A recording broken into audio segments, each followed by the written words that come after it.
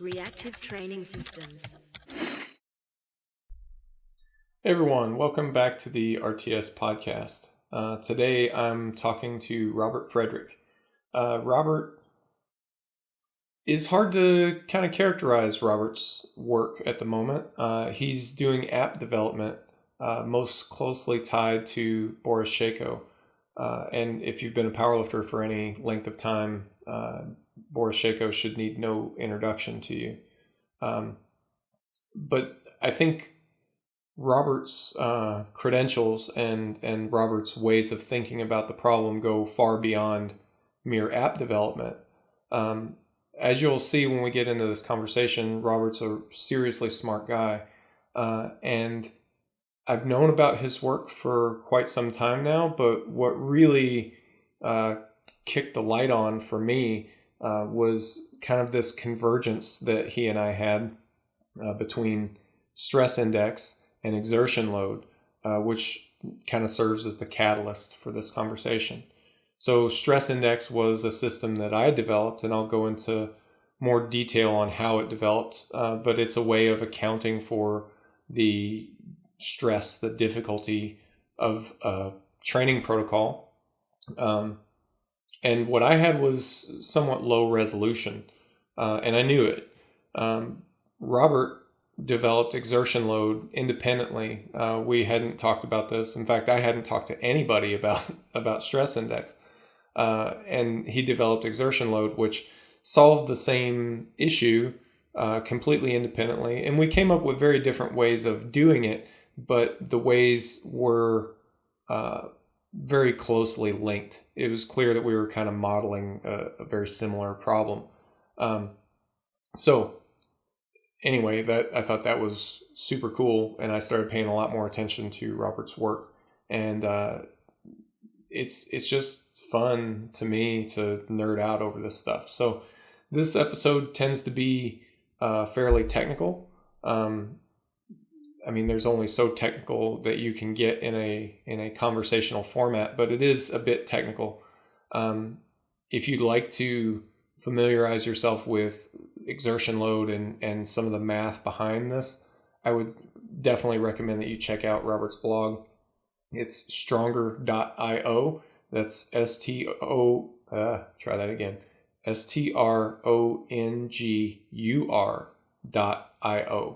And you can read all of his articles and blog posts and whatnot there, and get familiar with the concepts before jumping into this if you like. But he's got a really interesting take on this. Yeah, definitely.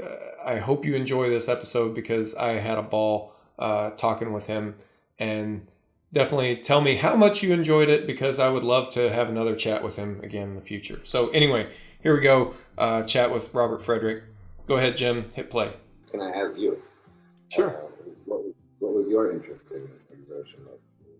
So that's actually a really cool way to frame the conversation. So some years ago, I started trying to conceptualize something like the difficulty or the recovery demand of a given protocol, a given set and rep scheme.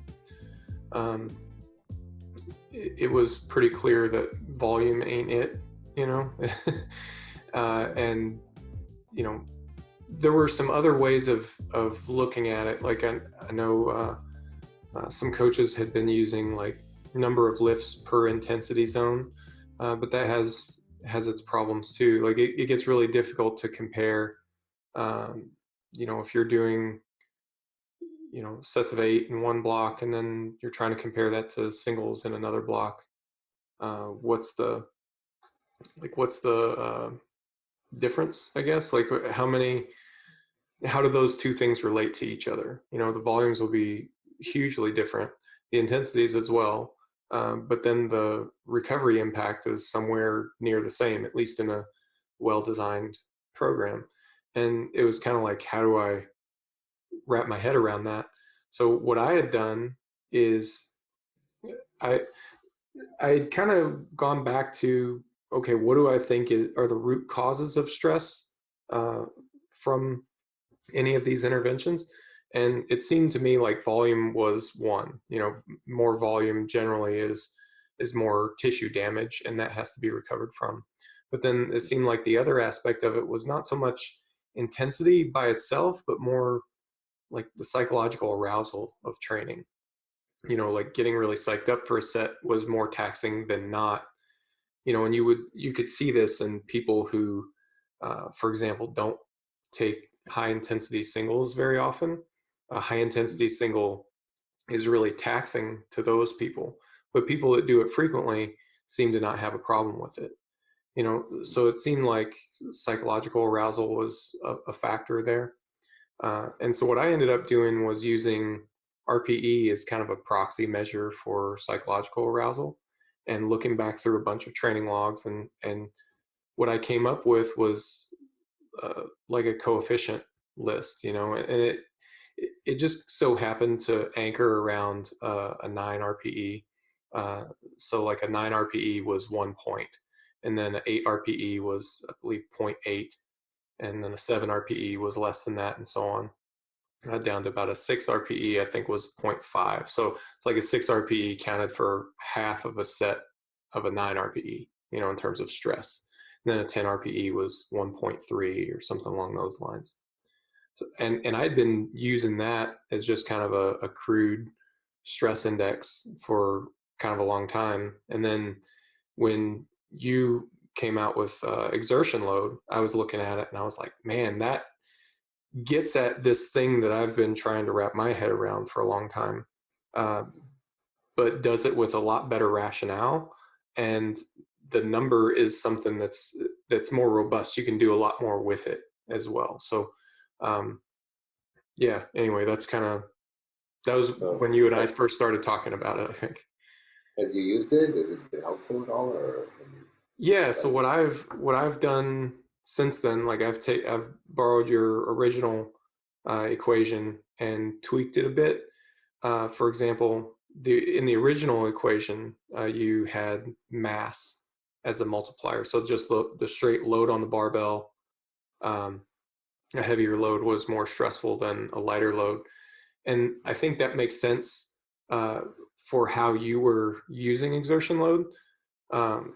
For what I was doing, it made more sense to have like a relative measure. So I was using percent of 1 RM.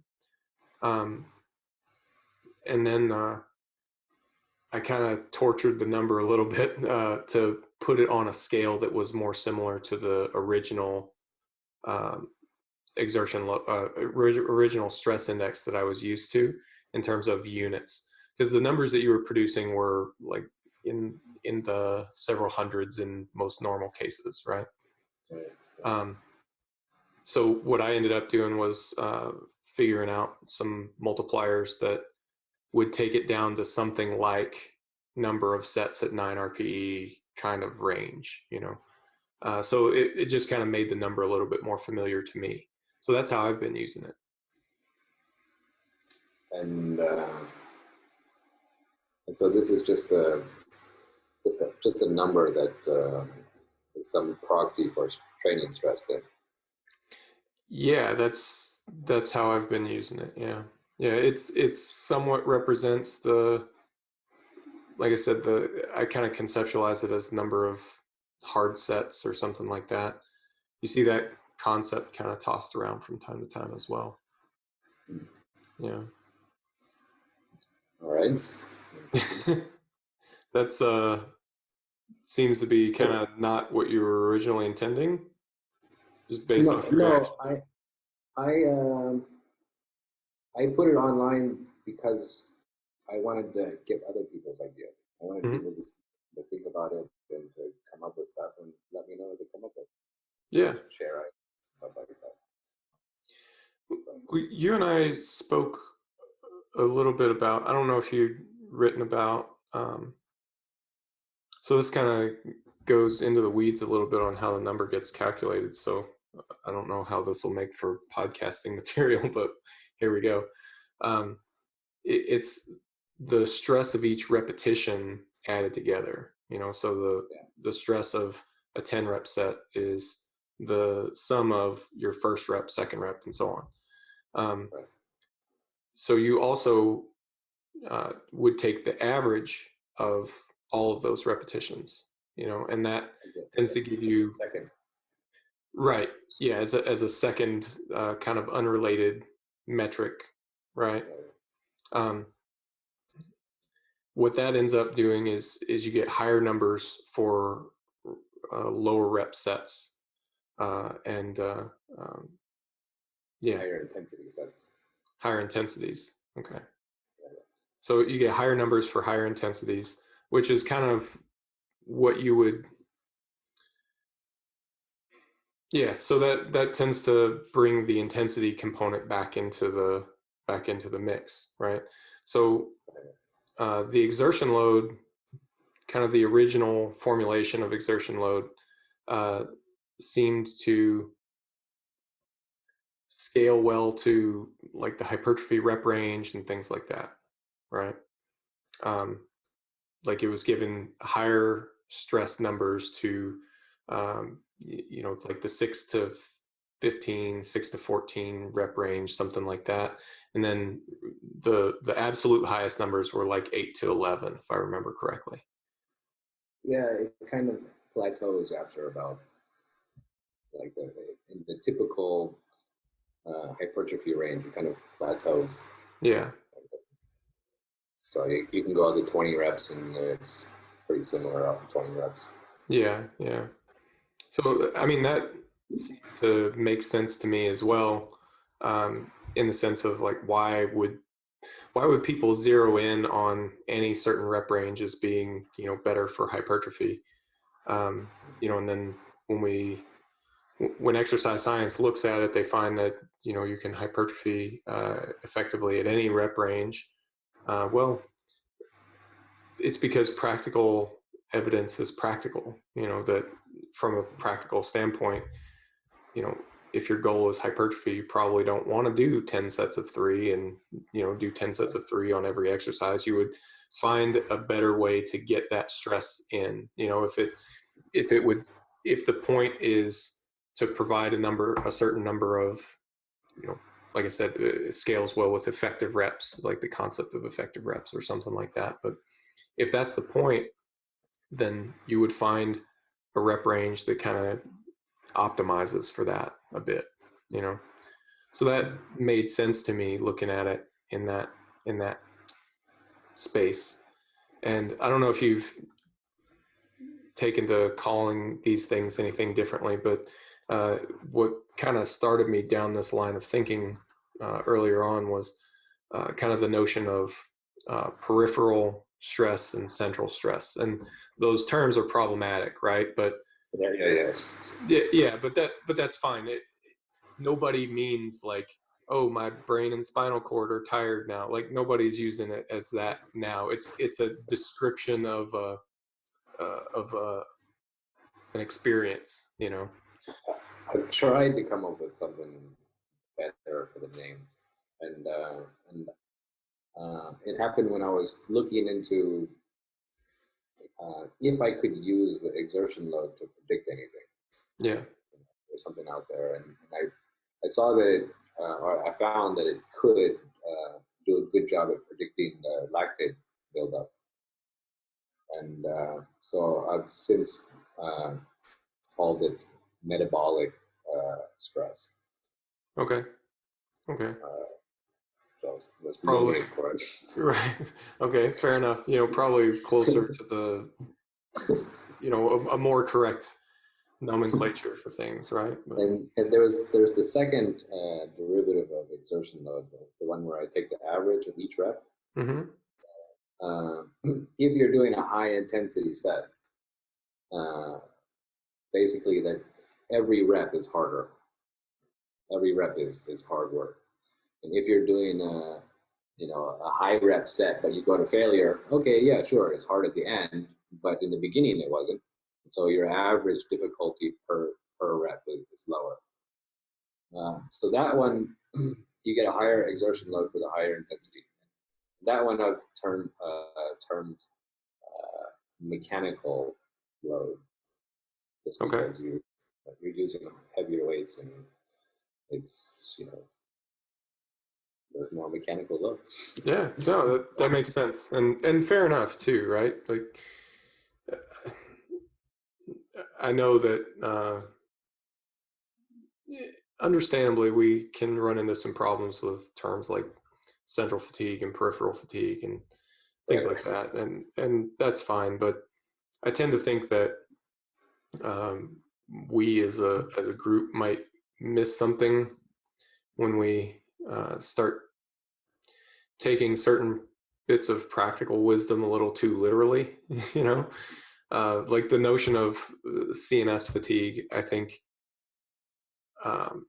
if we mean it in the literal sense of your central nervous system being fatigued, and we're not able to measure that in a lab, that's fine. But I think that just means that we need to look at who was using the term central nervous system fatigue or something like that, and try to understand what did they mean by it. And I think what they mean is they don't mean it in a scientific sense of the word. They're trying to find a term that describes a subjective experience. And as long as we keep that in mind, I think it's fine, and that's why I wouldn't necessarily say CNS fatigue, but I'm okay saying central fatigue, because a lot of times what they're talking about is like the kind of brain fog feeling and just general sluggishness. It is a central, like in the sense of it being a whole body experience, but it's not necessarily that, the output from your brain is less than what it was before. It's not necessarily that. It could be something else. But I think it's important to take those experiences seriously too, So the people that came up with those terms are having difficulty trying to name it too, I guess. Yeah. But so you've done stress monitoring, or you've done questionnaires, like how athletes are feeling, and all that kind of stuff. And you mentioned a few minutes ago about athletes that do max testing 1 RMs, and they get more aroused and more fatigued and stuff like that. Have you noticed any particular aspects of have you been able to capture that in any way? Like maybe their motivation drops off in the week following their max tests, or is there anything that you might be able to connect to this concept of CNS or central fatigue? So like experientially, what is it like? Yeah, like the brain fog or whatever, like energy. Maybe just they show up to the gym and I don't really feel like it today, so maybe their motivation drops off. Yeah, it seems like that's. If I had to guess, it would be that it varies from lifter to lifter. I know that some lifters really feel it in terms of, like you're saying, the motivation. Other lifters feel like almost sick, like they describe it as like almost flu-like symptoms in terms of just, feeling a little bit fuzzy and a little bit disconnected, not as sharp as they normally would. Yeah. Which I wonder if it's not an immune system response to. Sounds like it. Yeah. Could be muscle damage again, or something related to that. So, I'm sure you want to try to get some value out of these this exertion load, right? So I have two things that I can offer for the exertion load. The one that I call metabolic stress. If you look at an entire training cycle, this will start off maybe lower in the beginning as you ease into the cycle, and then it'll plateau with daily variations, and you can also see maybe some weekly variation, but it just kind of stays at some level basically. And then as you near, this is your fatigue exertion load, basically training stress, whatever. And as you enter the competition period, it declines as you taper off towards the competition. And this is predictable. It's like this. You look at everybody's, and everybody does that. Just starts off, and then tapers off. As the intensity goes up and the reps per set decrease, you're going to see that. This one I would use in. There's a relative intensity stays the same throughout the cycle. The only thing that changes is the volume. So there, you have average intensity. So you have sets with 70%, 80%, 90%, whatever, but you put them all together into a pool, and there's some distribution of all this work. There is an average, and the average is relatively constant, but the distribution above and below kind of changes, but the average intensity stays the same. But the volume goes up, stays at some plateau, and then near the competition drops, but the intensity stays the same. So it's just you have the same average intensity, but you're reducing the fatigue, and so now you're not so tired, and you display your results wherever, right? So that's the metabolic exertion load. That's the profile with the relative intensity average constant. But if you look at the mechanical exertion load, this one is relatively uninteresting, but with a slight trend upwards over the cycle. So the relative intensity is the same, but you may have added weight. So the mechanical load increases. The relative intensity is the same, mechanical load just with a slight trend upwards. And then if it's doing that, and metabolic load tapers off at the end, you're going to have new PRs. It's just, that's it. That's all there is to it. So this is coming from predominantly a Shako style programming paradigm, right? Right. Okay. I think it's simple to study, basically. So what was that? I think it's simpler to study how it works, because I mean, it's his system with his numbers and percents, and it's just unchanging whenever, and so it's just a system that's easy to work with and study, I guess. So this is something that is kind of related to this a little bit. It seems like exercise sciences has really hit on volume and maybe more recently a little bit more toward this notion of effective reps again. That some, like, not all volume is exactly equal, but that might be the thing that matters the most for hypertrophy is, over time increasing the amount of stimulus that you can tolerate. That would be something like effective reps, and if you do that, then you get more hypertrophy over time.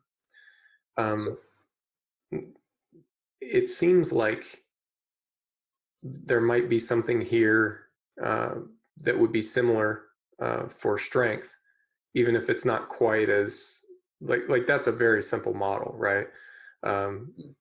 It seems like strength is more complicated than that, but maybe similar. I might have an answer for that. Yeah, I would love to hear that. Maybe. So yeah, you have the stimulating reps, right? But they're only stimulating in the context of what your experience is. If you've been doing that for 5 years straight, it's not a stimulating rep anymore. So you have to consider the context, right? So what I do with the exertion load is I look at your average exertion load and like a long-term average. And then I look at a short-term average. And I look at if your short-term average exceeds your long-term average. And that means that, your long-term average is kind of your baseline. This is your exposure to stress. And then if your short-term average exceeds that, okay, now that how you've exceeded that's stimulated. That's stimulation, basically. But you can't do that for very long because you're exceeding your capacity or whatever, and then you come back down. Okay, now you're not exceeding anymore, even if technically you have stimulating reps, like the part of the program. Yeah, no, right on. So that's actually really exciting. So using it in the sense of kind of an acute to chronic work ratio, like that tends to, research on that still tends to be volume focused in some way, whether that's, and I think most of it's in team sports. So it's, training time times session RPE or something like that. But there's no reason that you couldn't port the concept to exertion load or similar metrics. It's the same thing. The training load, or you have your 30-minute session of exercise, whatever, or training, and you say my RPE on that was 9, and then you multiply the time. This is the same thing, basically. Yeah. You take the weight, you take the reps, and you multiply by RPE. You multiply all together, right? Okay. This is just one step further, in that it doesn't treat all the reps the same. It treats each rep with their own RPE. Yeah. It's the same idea. It's just a little bit more granularity in it. Yeah. No, for my own training, I've been looking at something like acute to chronic work ratio with regard to an exertion load metric more recently. I've been looking at it as like a 1 week, like 1 week stress compared to the previous 8 weeks. And it seems like the longer I look back, maybe the more useful that becomes. I haven't just taken it out to absurd levels yet to see kind of where the point of diminishing returns is. But that always is a question when we start talking about stuff like this. How would you define short term? How would you define long term? Yeah. I don't know. I don't have the answer. Do you have something that you've kind of looked at that seems about right to you? No. Well, I've just been following the typical 4 weeks, and actually, okay. I have changed it a little bit. The typical 4 weeks of for the long term, and then 4 days or so for the short term. Not a full week. Yeah, because you can exceed things faster than weightlifting. Yeah. No, I would agree with you there. I've toyed around with the idea of trying to model the drop off rate. That like training that you did yesterday is much more impactful on your current state than training that you did 7 days ago. But that seems like it's probably, I don't know if it's worth the effort to try to model it, I think, so in thinking about improvements that can be made, one that I have done recently is I've added an extra term into exertion load. Okay. So it was previously weight modified by some effort level, basically, for each rep.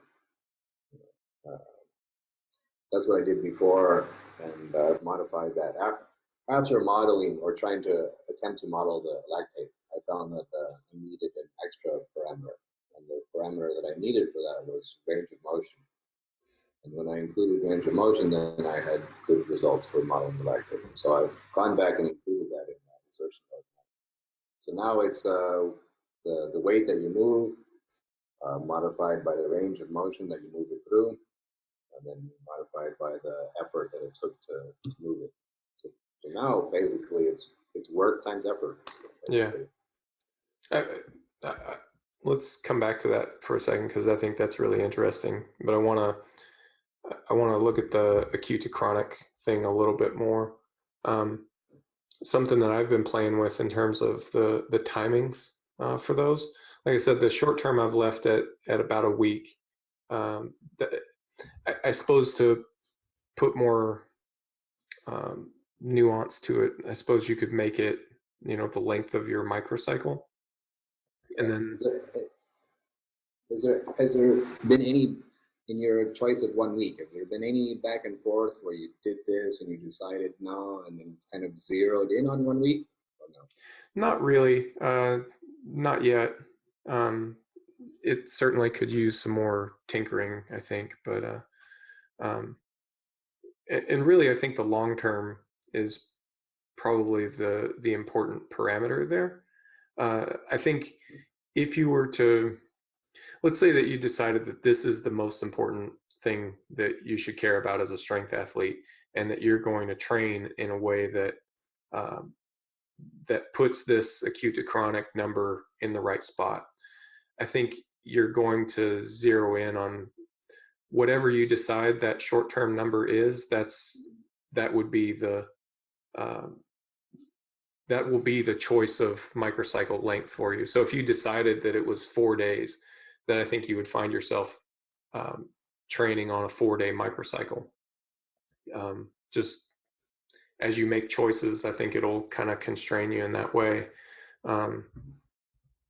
And I've kind of gone the opposite way with it. I'm using a 7-day microcycle right now. So I've just said, I guess I'll arbitrarily decide that that my short term is going to be 7 days. But for the long term component of it, so the length of a training block in the way that I program training will vary depending on how long the athlete's responding and getting measurably better from a given training cycle. So for me, for example, that tends to be 6 weeks. So I'll have a 6-week development cycle, like a loading phase, and then that'll be followed by a 2-week pivot cycle. So the whole thing normally should operate on like an 8-week rhythm. So I said, well, that seems like a good time range to make this this long-term view. So if you were different from me, say you responded to a development cycle for 3 weeks and had a 1-week pivot, then maybe looking at a 4-week long-term view would be appropriate for somebody on that faster rhythm. And that does a couple things. One, it makes sure to include a pivot in there. So it's something like a deload, which is going to help to drop the overall numbers down a little bit, your long-term numbers down. I mean, it points to the utility of having those periods of reduced workload as well, right? So a small little disclaimer about my choice of 4 weeks is that I chose that as the minimum viable long-term stress because I want to get people using it as quickly as possible. So I said, okay, this is the shortest amount of time that we can make this. So, yeah, it might do better with longer. No, and fair enough. For what it's, so I haven't tinkered around much with the short-term length, but I've looked at several long-term lengths. Like I've looked at a 1-to-2 ratio, so like 1 week compared to a 2-week rolling average. It's like 1-to-2, 1-to-3, 4, 6, and 8. And it's just like the longer I go, the more meaningful the number seems. Like that 1-to-2 ratio, it just seems useless. By the second week of training, it's already more or less plateaued out. And that doesn't seem to be true either, right? That why would we think that because you've trained with the workload for 2 weeks that you've adapted to that? Well, that doesn't seem right. But it also doesn't seem like it would take 6 months. So the right answer is between 2 weeks and 6 months, right? Somewhere in there. Somewhere. Yeah. Yeah. Interesting. So, so we started out, with this pursuit of trying to measure training stress, and sort of so that we can gauge recovery and times and all that kind of stuff, right? But there's other factors besides training stress that influence recovery. So even if we do an amazing job at all of this, we still don't get the full picture. Yeah, exactly. So that's why I was kind of interested in what you were doing before with trying to track additional parameters, athlete stress and all that kind of stuff. Yeah, it seems like all of it, on the average, for a given person, I think most powerlifters, live reasonably stable lives. So on the average, most of the time it works out okay. But you do have people that don't live average lives or have certain things that happen that are outside of normal. The example that hits closest to me is when I moved out here to Holland. There was, a couple months where I didn't train at all, and all of a sudden I found myself working all night and taking care of kids during the day, and it was just kind of life turns upside down for a couple months, and trying to get back into training while doing all that. It's like the old things that I thought I knew about myself didn't apply anymore. And it seems like the thing that we're circling around trying to get back to is some sort of quantification of the internal load on the athlete. Like if we knew, hey, this is an appropriate internal load, then that would be the one to train with, and everything that we're doing is kind of modeling an external load and trying to superimpose that onto what the internal load should be, which is fine on the average. But in terms of my attempts to measure internal load, man, I haven't found anything that's very good. It seems like a subjective questionnaire is closest, but it's still so far away that it doesn't give you a good enough resolution that you could make any decisions off of it. Yeah. So what about, so we've got internal load. Let's say that we precisely target that internal load and say, okay, this is the right amount for you.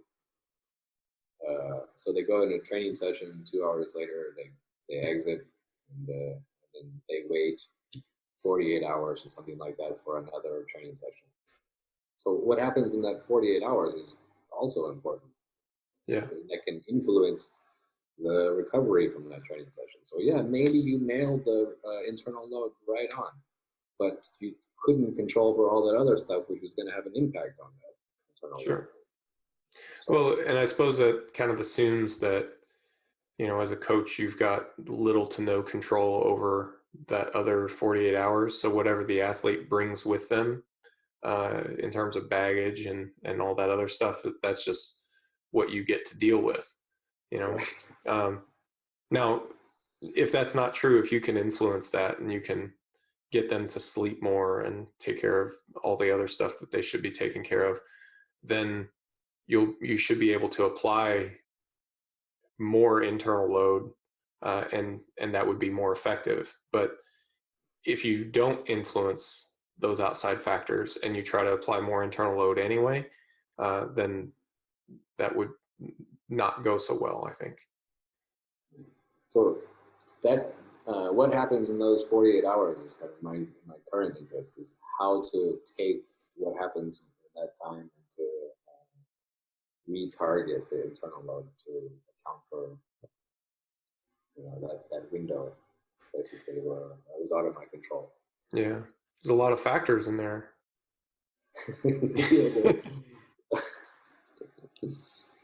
Yeah, but when they show up to the gym, mm-hmm. and they put their clothes on and whatever, and change clothes, and they're ready to go. In that moment before they go, so how you doing? So what's it like? Is anything hurting? How you feeling today? You feel pumped or motivated? Sleep good? All that kind of stuff. Yeah, Gives you a little bit of insight on how to change your target internal load, I think. How would you know if that targeting is being effective or not? It seems like it would be easy to make an adjustment to the program, but it'd be hard to know if that adjustment was the right adjustment, you know?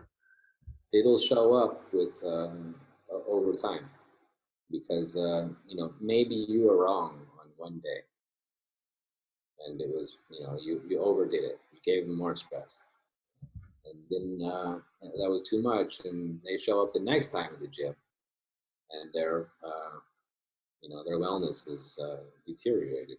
You know, it was here, and you overdid it, and now it's here. Well, that now you have a trend. That's a negative trend, and so that itself is information that you can use to correct and say, well, you know, it didn't turn out like I expected. Things Sure. aren't going the way we wanted them to go, so we're going to make the correction. Yeah. So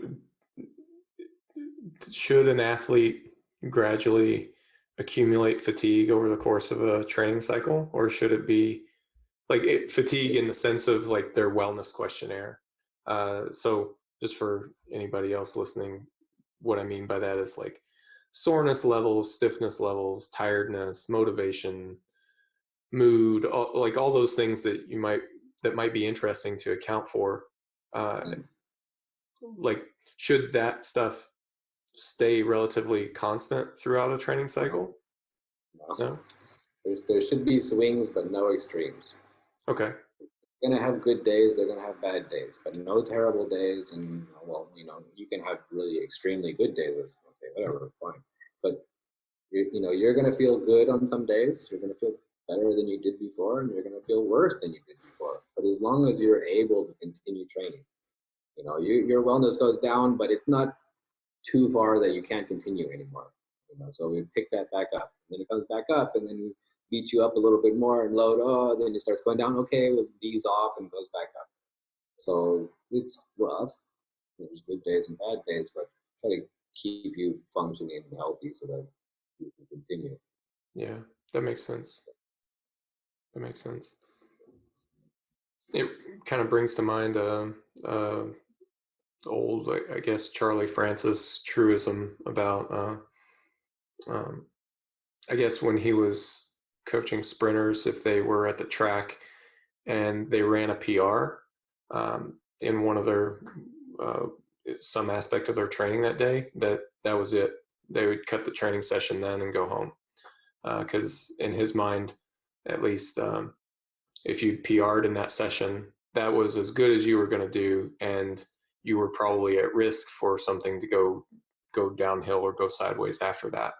So that kind of what you said about, you know, no extremes, you know, obviously extremes on the bad end, and that's kind of what we tend to focus on. But that's one example of somebody saying, well, extremes on the good end maybe aren't so great either. You know, it's not that a PR is bad, but just that it means maybe more than just a PR.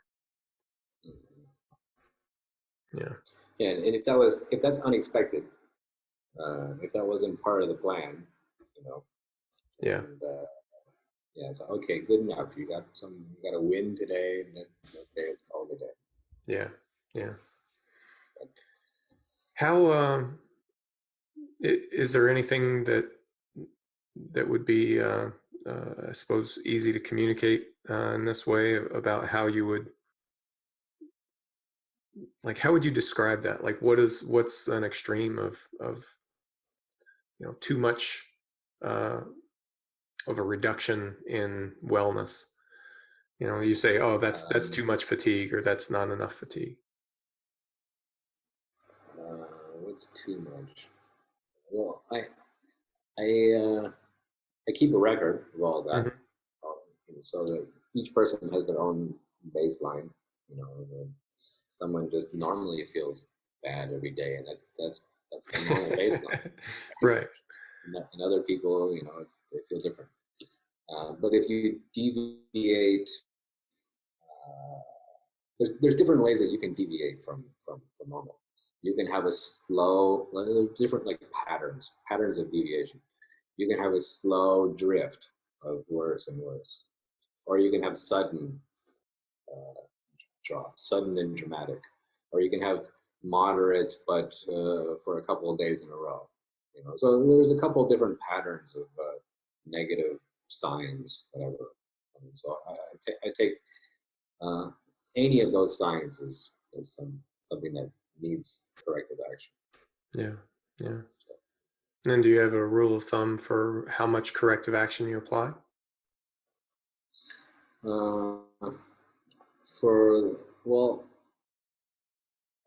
If I'm doing it in person, Mm-hmm. if I'm doing it in person, if I'm training someone in person, then just if they're injured, then okay, you don't do it. And if it's minor, whatever, something like that. Yeah. Uh, Because I would assume that this kind of connects back to the exertion load piece, right? That we would want to reduce either the metabolic load or the mechanical load by some measure. Well, the mechanical load, on average, you want it to trend up, but it does go through its daily variations. Mm-hmm. But the training cycle trend should go up if PRs are the thing that you want, right? So yeah, it does go up and down. So mm-hmm. Some days an athlete is not feeling up to it, and there's different variations of the lift that they use less weight, and so on and so on. So the mechanical load does fluctuate.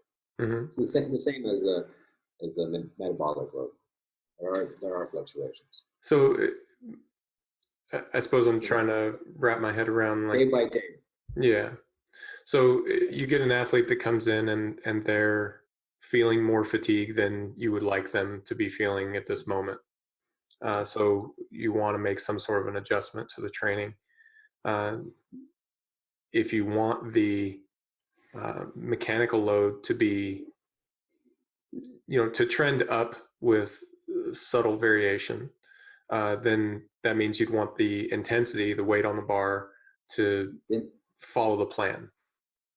Absolute intensity. So meaning the weight goes up, but the relative intensity is constant. Yeah.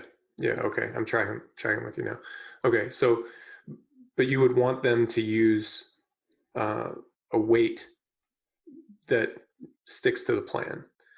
The adjustment then would come in the form of the metabolic load. So by either reducing the number of repetitions or doing more sets of fewer repetitions to just make each set easier. Is it something like that? No. All right. You projected a lot more in here than. Well, yeah, it's really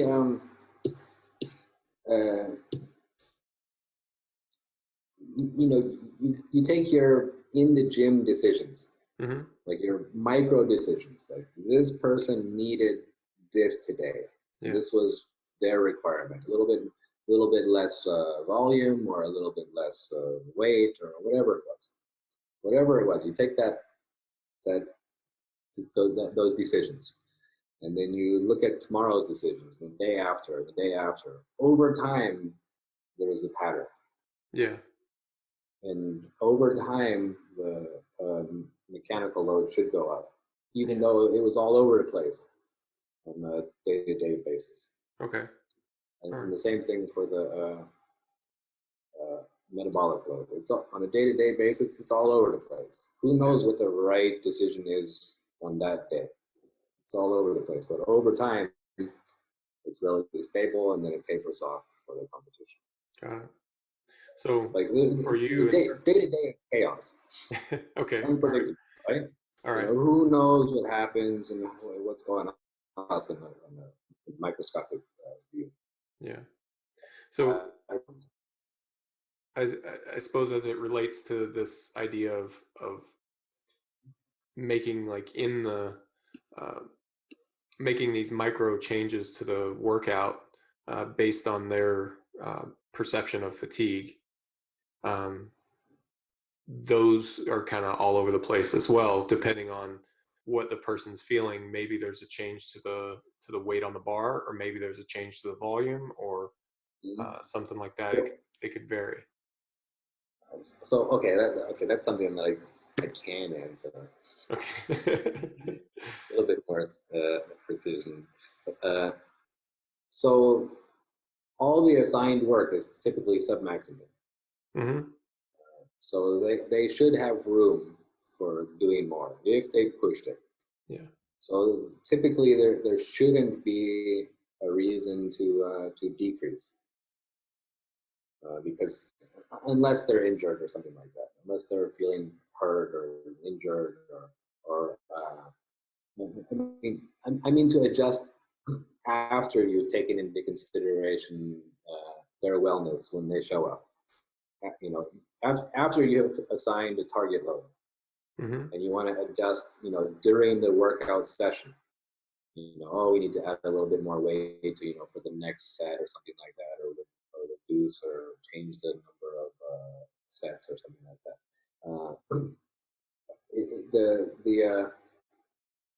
The assigned load should have room for you to grow, if necessary, but it shouldn't be necessary to reduce it. Okay. Just by the nature of the way that the calculations are done, that's how it should be. Okay. And if the athlete is saying that, hey, these are just way easier than they were before, okay, well, let's increase it a little bit, but they should be submaximal. There should be extra room in the tank. But if there's too much extra room, okay, let's add some extra room. I see. So, I mean, sorry, I think I interrupted you. No, sorry. So it seems like as the athlete gets to the gym and they collect this wellness questionnaire information. Right. But most of the time that won't have an impact on the training they do that day. That's just feedback into the system for before it's before the workout session begins. Yeah. Instead of after. So they show up and they inform you of their well-being. Mm-hmm. Like, oh, I didn't sleep that well last night, and I'm really feeling exhausted. Okay, take that into consideration when figuring out today's workout. And then so the assigned work is all submaximal work, so they should be able to complete it. There shouldn't be any problem. But, if their wellness has decreased, you give them a decreased load. I see. So for you, I think I see my problem here. So for you, there's a space in between the pre-training wellness questionnaire and the assigned workload. See, I was thinking that the assigned workload had been assigned. So you're saying that there's a pre-training wellness questionnaire, and then the workload is assigned based on that. Right. Okay. So at the risk of totally totally beating this up too much, but I'm curious, in that, when you're assigning that workload, what types of changes get made based on the wellness questionnaire that just happened? Volume and intensity. Okay, so you are changing both parameters. Right. But then but there are changes after that during the workout session. So there is the first global assignment of load in response to the questionnaire. We zoom in on some target. Say, okay, according to your training history and your wellness history, this is your target load for today. And then you go into the workout and you start doing the sets and stuff like that, and then the target kind of narrows. It becomes more precise as the set information is collected. Okay. So you may say, based on your wellness questionnaire, we wanted to do 5 sets of 3 around a 7 RPE today. But then as you actually go through the warm-ups and ramp up, you zero that in on an exact load that will produce that 5 sets of 3 at a 7 RPE. I always want to push your limit, but Mm-hmm. I have a changing foundation to work with. Yeah. Sometimes I have something like higher level to work with, Yeah. and sometimes lower. I always want to push your limit. And sometimes when I push too far, okay, I gotta back off. Right. Okay, all right, you know. And then I look back up, and then we start pushing again. Yeah. So. Yeah. Okay, cool. Well, I appreciate you going around with me on that. I feel like I understand it. I hope that wasn't torture for anybody listening, because it was super interesting for me. And we all know that's the important thing, right? Well, I like being questioned, because, you know, if I hear myself give some answer and it sounds like nonsense, then think about that. Well, I mean, I'll be honest. Like it's well, a bit selfish, I guess, because I mean, there's stuff here that would be useful for me if I can understand it to a sufficient enough degree. So I want to make sure that I ask enough questions while I've got you here. So, You can ask again. I do want to go back to what you brought up a minute ago about including range of motion in terms of modeling the metabolic fatigue. And you said that what you end up with is something that's like work times effort, which seems to make sense to me. But so it also kind of brings to mind,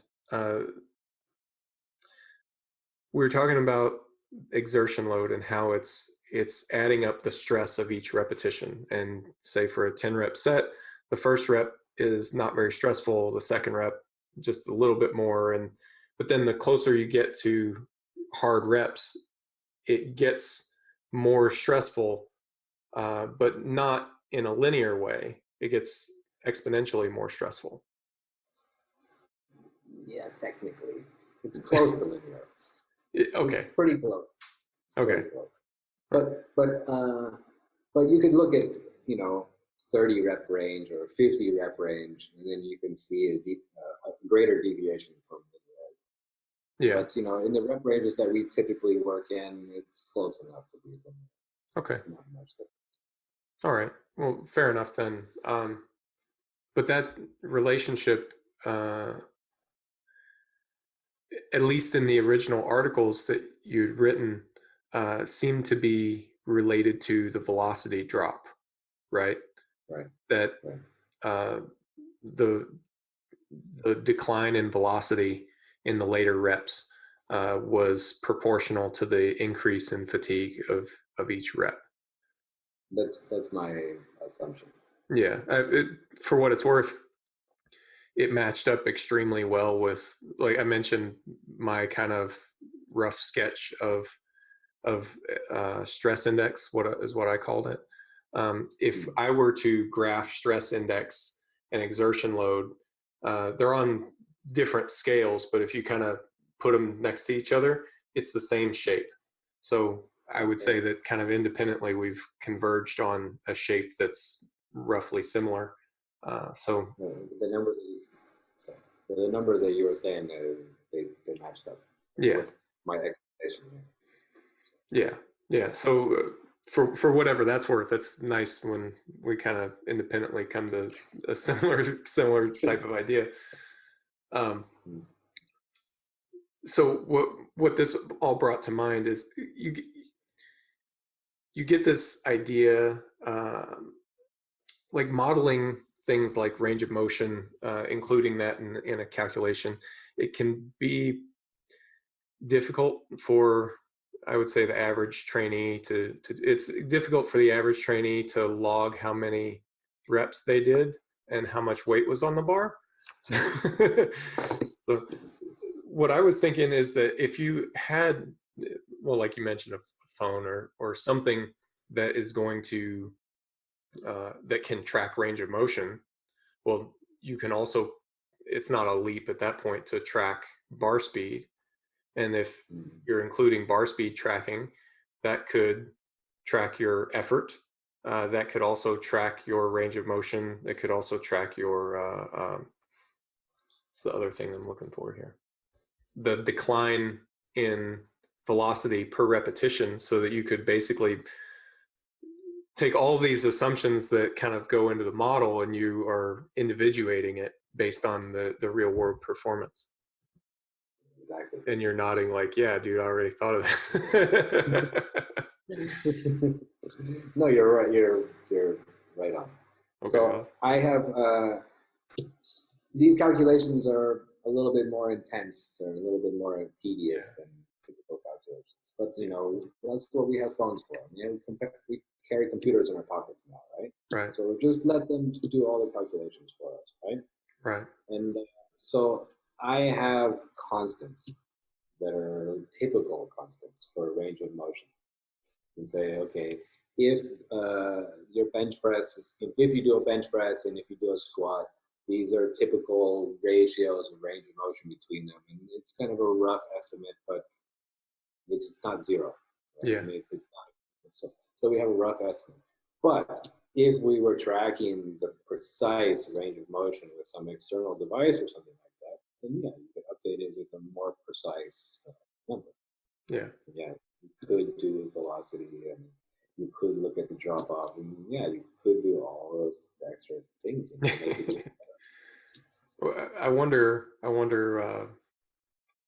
what that would do for us, in terms of the output number. I mean, because you're talking about like improvements in accuracy, so you wouldn't expect it to tell you anything that's like totally new. We never thought of this before. It's just going to be like incrementally a little bit more useful, a little bit more reliable.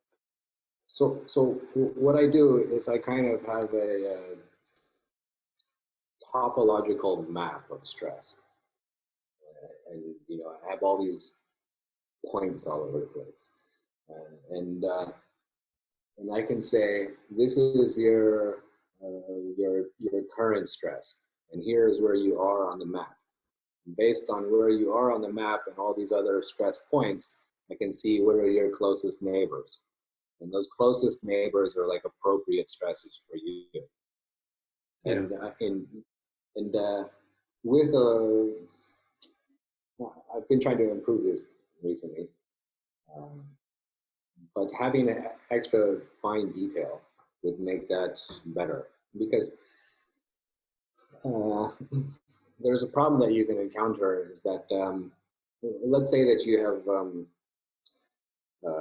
a map and there's all these stress points sprinkled all over the place, and you're closest to this particular area. Without enough granularity and all that, you can get kind of trapped in like a little island. Yeah. So you're supposed to navigate through this according to training realities and stress, whatever, stuff like that. You're supposed to navigate through this little map and move through the stress areas, whatever. But if you lack precision and granularity, then you can kind of not migrate. You can get kind of stuck in like a little hole. So it can be useful. I've tried to kind of compress things to make it easier to move. So something that comes to mind is the notion of just counting number of sets as a proxy for volume. So if that was your notion, and that's kind of a low resolution look at volume, just counting number of sets. So making significant changes to number of sets results in pretty big impacts in the difficulty of the work. So what I hear you saying is that if your view is too low resolution, it would be something like going from 15 sets a week to 20 sets a week. It's just too big of a change, so you end up stuck on an island. You end up kind of stuck in this one spot, and it's difficult to move out of that. What's that? Yeah, like so let's say you've got 15 sets as one option and you've got 20 sets as another option. and then it's too big of a jump, then you just get stuck on 15 and there's no progression. Right. Yeah, it's kind of like that, except this is like a multi-dimensional. Yeah. Whatever. Right. Well, Yeah. just trying to. I end up doing a lot of reasoning by analogy, for better or worse, I guess. But no, that's right though. That's it. That makes sense. And so if the picture's too low resolution, you're kind of stuck in 1 pixel. But if you can improve the resolution, it makes it a little bit easier to. Right. Borders if I had 14 and so you're on 15, and if I have 14 available and 13 available and 16 and 17, then I can have some movement, and then it becomes something that's accessible to you. Maybe 16 is something that works for you. 20 didn't, but 16 did. Yeah. And then maybe you get used to it, and then eventually you can get up to 20. Sure. You can make these smaller steps. So yeah. Or even in the sense of like, well, yeah, you're doing 15 sets, but we could still do 15 sets and just make them slightly harder, and then make another step beyond that. Right. The ability to make smaller steps, understanding the stress and modeling it with a good enough resolution that you can make smaller steps. Right. Exactly. It makes those steps accessible. Yeah. So it makes yeah. I would like to do that with improving the numbers of exertion with real live data. Yeah. How difficult is that to get? Like, do you working on it? Well, always, right. Well, it seems to me that like I've looked at a number of accelerometer based devices for tracking whether it's bar speed or something like that, and they leave a lot to be desired. I've abandoned that. Yeah, same. Like a tethered cable is okay. Yeah, so are you considering doing something more in that space to kind of get this higher resolution data, or okay? Yeah, cheaper. Yeah, because the options that I see out there right now are really expensive. Yeah. This would just be kind of an unessential training edition. Just for adding a little bit something. So it doesn't really justify high cost. It's just a little something extra, so it should be just a little something extra. Yeah. Well, all the options too much. I can see that, like, as you get to a higher and higher level of athlete, or just closer and closer to the limit of your ability, improving the resolution of the image might be more and more important for those incremental gains. So I have a philosophical question for you about approaching the limit of an athlete. So let's say that we increase the load of the athlete, and the athlete goes and they get some new PRs and 1RMs, and we say, oh, great, and we go back to the gym and we just resume the process, increase the loading, pushing the limit. And then, we're kind of, trying to avoid injury and stuff like that, and we're getting pretty close, but still increasing the load, and then they go and they set some new PRs. And when we run this process out into the future, where does it end? You keep pushing up and up and up and up and up and up until what? What's the end point? They just set PRs for forever? No. Realistically, there's some What happens? Cap, right? What's the cap? Well, specifically, I don't know, but it exists. This limitation, whatever the limitation is, exists, right? So I've thought about that, because I've been making these models, and with the models you can kind of explore what happens. Sure. You run them out to the future and stuff, and say, oh my god, what's the limit on this? Where does this end? What's the end point that this is a train that we're getting on, and it's going, and and what's the destination? Yeah. And so the destination is, okay, we're going to find your limit. What is your limit? It's either physical or it's mental. Yeah. You You say that's enough. I'm satisfied, or I can't do it anymore, or I don't have the resources in time and whatever. Sure. I just can't keep pushing anymore. Or it's physical. You say, I want to keep going, but the body's not able to continue. Right. So that's that makes sense. I mean, it kind of goes back a little bit to the I guess some volume numbers that I think where I'm most familiar with seeing them is kind of in some translated Russian weightlifting texts about the tonnage for a class 3 lifter or a class 2 lifter and so on, and the tonnage goes up and up and up as you move up the classes until you hit the very highest classification, where the volume goes back down a little bit, and it's almost as if it's like the realization phase of a career, at the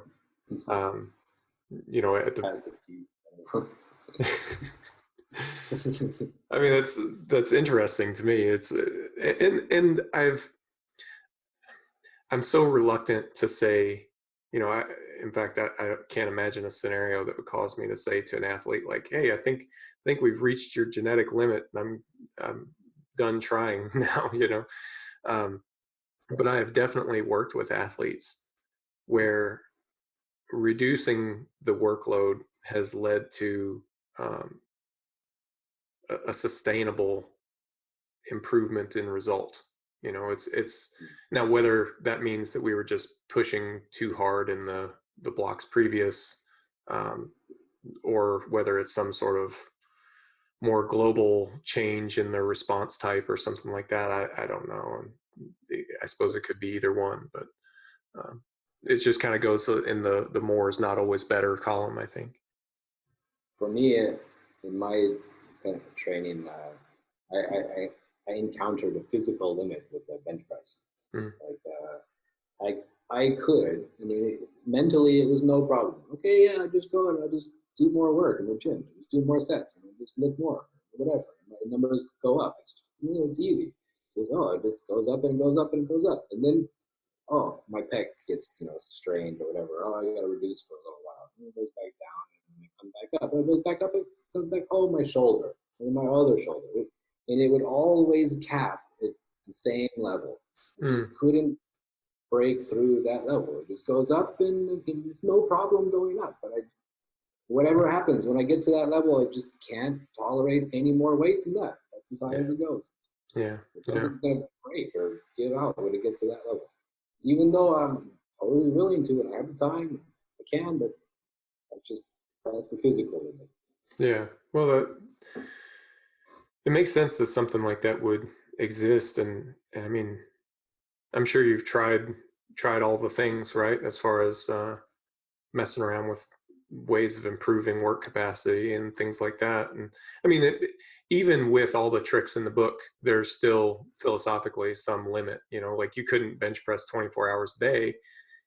That's never a reasonable option. So there's some limit, regardless of what it is. There's a mechanical limit as well as a psychological limit.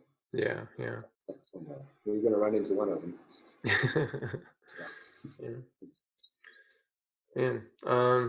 Okay. Well, I've kept you a little bit past time, but I appreciate your time. It's been fun.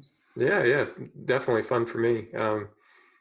So I suppose we should do the roundup of what would you like people to know about the stuff that you're working on and things like that. Well, so I'm working on a new app for Shakeout. Okay.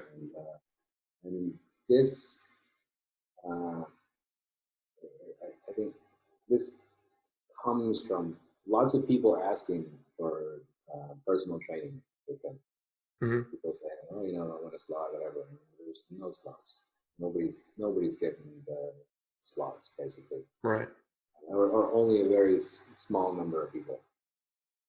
And then so what do they have? They have templates. That's it. They have templates or they have nothing. Mm-hmm. And so this is something that I try to bridge out. I'd like to give everybody something better than templates. Yeah. And so that's what I'm making now, something that does a little bit better than that. And someone was asking me recently, they said, "Oh, I'm running this template right now, and do you think I should keep running that, or should I switch to the after?" So switch. That's what making it. That's what it's for. That's what it is. It's supposed to be better. Right. Because the template is just static. It's just written in stone, and it's not for anybody in particular. Of course, this is supposed to be for you, and it changes on a daily basis. So it kind of includes the stuff that we've been talking about as far as adapting the plan based on the athlete's real life inputs. Right. Yeah. All of that. Awesome. It's just because I have I did some training of a national team, cycling team here in Thailand, and that's the process that we went through. When they showed up for training, they said they show up and it's like, "Okay, how are you feeling?" "Oh, my knee hurts and my shoulder hurts." And okay, this was what I planned on doing. We need to change that a little bit. So this is what we're going to do now, and so on and so on. And we had set a long-term plan, because when we were trying to get funding, we have to do our presentation. We say, "Okay, this is what we're going to do in this month, and we have to have all these details and everything. Here's what we're going to do." But when we get into the gym and deal with these realities, it's just forget it. Just scrap that plan. Yeah. We're just going to take it day by day and do the best that we can. Yeah. So that's what I'm trying to put in my platform, basically. Awesome. And this is iOS app, right? An iPhone app. First, and then once it's kind of sorted out, then we bring it to Android as well. Okay. Awesome. To everybody. So that stuff is still in development, and then your other apps are still available, right? Is that right? And somebody just recently asked me, like, "Well, which one should I get?" I'm like, "With the new one that I'm making now, it's the best." See, that's the problem with things that do a lot of creating, right? It's never finished. The thing that I'm working on now, that's the one that you need. That's the can't have it yet. Yeah, because you learn all lessons as you're going through it. And you're like, Of course. "Oh, I can do this better, and I can do that better," and so you make improvements, and new innovations. Of course, yeah, that makes sense. New one's better. All right. So in the meantime, if anybody wants to read more about exertion load, which is kind of what kicked off this conversation, I can put a link to the blog posts that you wrote about that, unless there's something else that I should link to. Those are fine. Those okay. Are good, yeah. All right. And yeah, awesome. Well, thanks a lot for your time, and thanks for the information, man. It's really enjoyable to think about these probably nerdier aspects of training, but man, it seems like it helps make better decisions. So it's hard to look past it, Yeah. Well, it's fun talking with somebody who thinks it's interesting. Awesome. All right. Reactive Training Systems.